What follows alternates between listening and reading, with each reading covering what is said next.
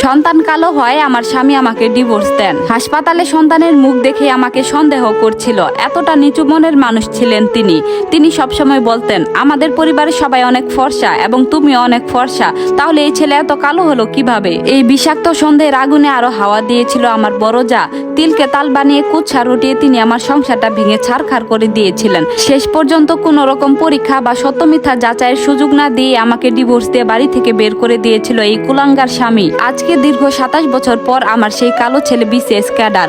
আমি একজন গর্বিত বিসিএস ক্যাডারের মা। সময় কি অদ্ভুত ভাবে বদলে যায়। এখন আর আমার সন্তানকে কেউ কালো বলে না, তুচ্ছ তাচ্ছিল্য করে না, বরং সমাজের তথাকথিত উচ্চবিত্ত ও অভিজাত ঘরের মানুষরা তাদের সুন্দরী মেয়েদের জন্য আমার ছেলের কাছে বিয়ের প্রস্তাব পাঠায়। কিন্তু আমি তো জানি রূপ আর রঙের মোড়কের নিচে মানুষ কতটা কুৎসিত হতে পারে। তাই সেসব চটকদার প্রস্তাব এড়িয়ে আমি নিজ থেকে আমার ছেলের জন্য এক সৎ বংশ ও মার্জিত মনের মেয়ে পছন্দ করেছি।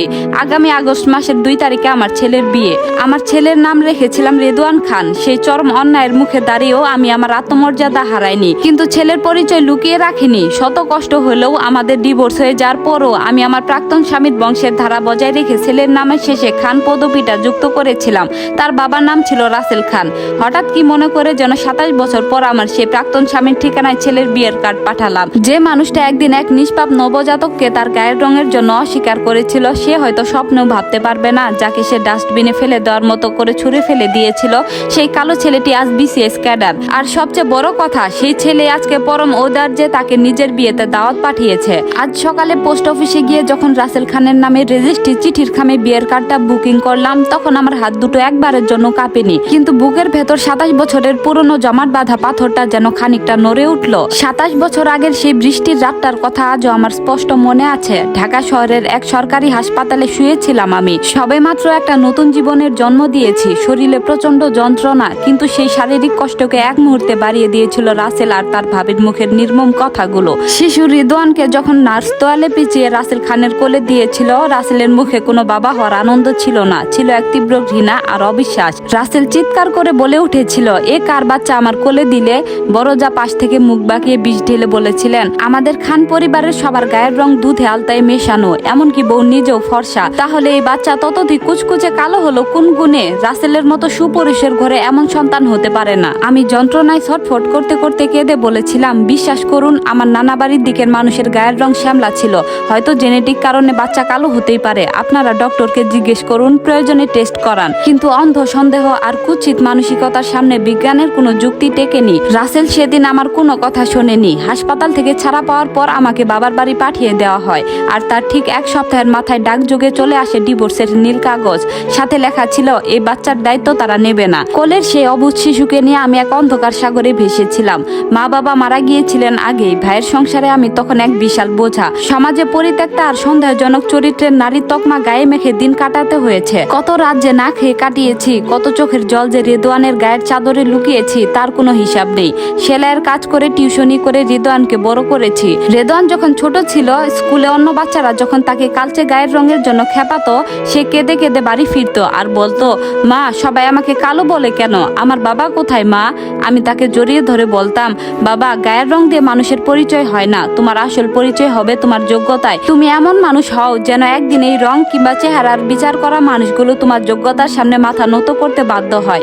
রেদওয়ান আমার সেই কথা বুকে পাথর করে ধারণ করেছিল। সে দিনরাত এক করে পড়াশোনা করেছে, কখনো কোনো বায়না করেনি, কখনো অতিরিক্ত কিছু চায়নি। আর আজ সে তার সততা ও কঠোর পরিশ্রম দিয়ে রাষ্ট্রের সর্বোচ্চ সম্মানজনক এক পদে আসীন। রাসেল খানের কাছে যে বিয়ের কার্ডটা গেছে, সেটিতে সোনালী রঙের অক্ষরে স্পষ্ট লেখা আছে, বর রেদওয়ান খান, পাশে বিসিএস প্রশাসন, পিতা রাসেল খান, মাতা রিমি ইসলাম। আমি জানি কার্ডটি হাতে পাওয়ার পর রাসেলের পায়ের নিচে থেকে মাটি সরে যাবে। সে হয়তো ভাববে সেই ছেলেটি বিসিএস ক্যাডার, যা তাদের বংশে আজ পর্যন্ত কেউ হতে পারেনি। রাসেল খানের বর্তমান সংসারটা বাহির থেকে দেখতে যতটা ঝলমলে, ভেতরের অবস্থা ততটাই অন্ধকার। রিমির সাথে ডিভোর্সের পর খান পরিবারের পছন্দ মতো এক ধবধবে ফর্সা ও রূপবতী মেয়েকে বিয়ে করেছিল রাসেল। গায়ের রং আর রূপে মেতে থাকা সেই সংসারে কিছুদিন পরই আলো করে জন্ম নেয় এক ছেলে সন্তান, রাফাত। দুধে আলতায় মেশানো গায়ের রং, সুন্দর চেহারা, ঠিক যেমনটা খান পরিবার চেয়েছিল। কিন্তু প্রকৃতির বিচার বড় অদ্ভুত। যে রূপ আর রঙের অহংকারে রাসেল খান একদিন নিজের রক্তকে ডাস্টবিনে ছুঁড়ে ফেলেছিল, সেই রূপই আজ তার জীবনের সবচেয়ে বড় অভিশাপ হয়ে দাঁড়িয়েছে।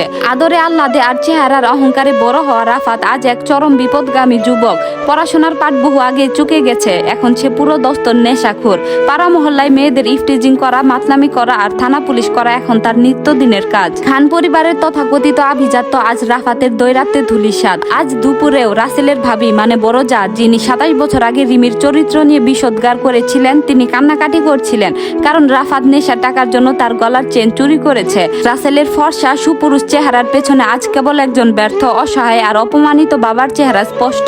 ঠিক এমনই এক থমথমে মুহূর্তে পিয়ন এসে রাসেলের হাতে একটি রেজিস্ট্রি ডাকের খাম দিল। রাসেল খান চশমাটা চোখে দিয়ে অনিচ্ছা সত্ত্বেও খামটি খুলল।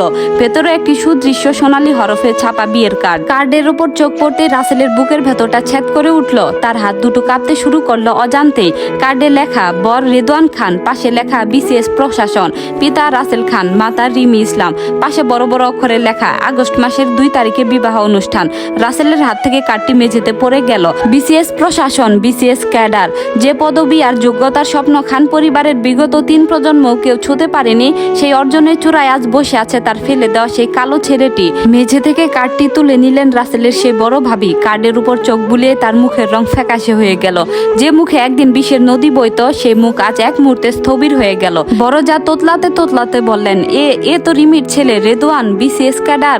কিন্তু রাসেল, রিমি তোকে এই কার্ড পাঠালো কেন? তোকে অপমান করতে? রাসেল খান কোনো উত্তর দিতে পারল না। তার চোখের সামনে 27 বছর আগের সেই রাত ভেসে উঠল। হাসপাতালের বেডে শুয়ে থাকা রিমির সেই করুণ স্বরে বলা কথা, আমার নানা বাড়ির জেনেটিক কারণে বাচ্চা শ্যামলা হতে পারে, আপনারা একটা ডক্টর টেস্ট করান।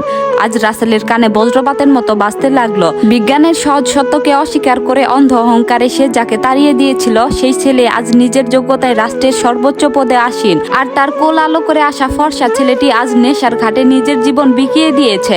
রাসেলের চোখ দিয়ে অঝরে জল পড়তে লাগলো। এটা কোনো সাধারণ কার্ড নয়, এটা 27 বছরের জমাটবদ্ধ অন্যায়ের বিরুদ্ধে এক নীরব জয়। অবশেষে আগস্টের 2 তারিখ, কমিউনিটি সেন্টার। বিয়ের হলরুম সাজানো হয়েছে রাজকীয়ভাবে। চারদিকে সুশীল সমাজ, সরকারের উচ্চপদস্থ কর্মকর্তা আর বিশিষ্ট ব্যক্তিদের পদচারণা। রিমির পরনে আজ এক মার্জিত শাড়ি, চোখে মুখে 27 বছরের দীর্ঘ লড়াই জয়ের এক পরম তৃপ্তি ও দীপ্তি। হলের এক কোণে খুব সাধারণ একটা পোশাক পরে অপরাধীর মতো দাঁড়িয়ে আছে এক বৃদ্ধ রাসেল খান। কোনো আমন্ত্রিত অতিথি হিসেবে নয়, নিজের কৃতকর্মের অনুশোচনায় দগ্ধ হয়ে দূর থেকে ছেলেকে এক নজর দেখতে সে ছুটে এসেছে। বরের আসনে বসে আছে রেদওয়ান খান, কালো গায়ের রং, কিন্তু চোখে মুখে এক অদ্ভুত তেজ, ব্যক্তিত্ব আর আভিজাত্য। তাকে ঘিরে ধরেছেন সমাজের গুণীজনেরা। ভিড় ঠেলে রাসেল খান এগোতে চাইল না, কিন্তু রিমির দৃষ্টি এড়ালো না। রিমি ধীর পায়ে রাসেলের সামনে গিয়ে দাঁড়ালো। রিমির কণ্ঠে কোনো রাগ বা ঘৃণা ছিল না। সে গাম্ভীর্য গলায় বলল, আপনি এসেছেন? রাসেল কেঁপে উঠে রিমির দিকে তাকালো, মাথা নিচু করে বলল, আমাকে ক্ষমা করে দাও রিমি, আমি চিনতে ভুল করেছিলাম। রূপের অহংকারে আমি অন্ধ ছিলাম। আজ আমার ফর্সা ছেলে আমাকে রাস্তায় নামিয়েছে, আর তোমার সেই কালো ছেলে আজ। এ কথা বলে রাসেলের গলা দলা পাকিয়ে এলো। সে কান্নায় ভেঙে পড়ল। ঠিক তখনই রেদওয়ান সেখানে এসে দাঁড়ালো। রাসেল চকিতে ছেলের দিকে তাকালো এক পরম আকুতি নিয়ে। হয়তো ভাবছিল ছেলে তাকে বাবা বলে জড়িয়ে ধরবে, কিন্তু রেদওয়ান অত্যন্ত শান্ত ও মার্জিত ভঙ্গিতে বলল, আপনাকে আমার বিয়েতে আসার জন্য ধন্যবাদ। আপনি হয়তো ভাবছেন আপনার নামের পদবি খান ব্যবহার করেছি বলে আমি আপনার পরিচয় পেতে উদ্গ্রীব, কিন্তু সত্য হলো আমার মা আমাকে শিখিয়েছেন অন্যায়কারীকে ঘৃণা না করে নিজের যোগ্যতায় তাকে জবাব দিতে। আমি আপনার রক্ত হতে পারি, কিন্তু আমার ব্যক্তিত্ব, চরিত্র আর আজকের এই পরিচয় সবটুকুই আমার মায়ের একার লড়াইয়ের ফল। রেদওয়ান পকেট থেকে একটি খাম বের করে রাসেলের হাতে দিয়ে বলল, আপনার ছোট ছেলে রাফাতকে আমি চিনি। প্রশাসনের পক্ষ থেকে তাকে একটা ভালো রিহ্যাব সেন্টারে পাঠানোর ব্যবস্থা করেছি, যাতে সে ভালো হয়ে উঠতে পারে। একজন নাগরিক হিসেবে এটা আমার দায়িত্ব। কথাগুলো শুনে রাসেল খান স্তব্ধ হয়ে দাঁড়িয়ে রইল। যে ছেলেকে সে ডাস্টবিনে ফেলার মতো ছুঁড়ে ফেলে দিয়েছিল, সেই ছেলে আজ তার বিপদগামী অপর সন্তানকে বাঁচার পথ দেখাচ্ছে। একেই বলে রক্তের চেয়েও বড় সংস্কার, রূপের চেয়েও বড় ব্যক্তিত্ব। বিয়ের সানাই বেজে উঠল। রিমি তার বিশেষ কাটার ছেলের হাত ধরে মঞ্চের দিকে এগিয়ে গেল। আর রাসেল খান অশ্রু সজল চোখে অনুশোচনার আগুনে জ্বলতে জ্বলতে বুঝতে পারলো অন্ধ সন্দেহ আর বাহ্যিক রূপের অহংকার মানুষকে শেষ পর্যন্ত কতটা নিঃস্ব করে দেয়। এই গল্পটি এখানেই শেষ। সম্পূর্ণ গল্পটি আপনাদের কেমন লাগলো অবশ্যই জানাবেন। ধন্যবাদ।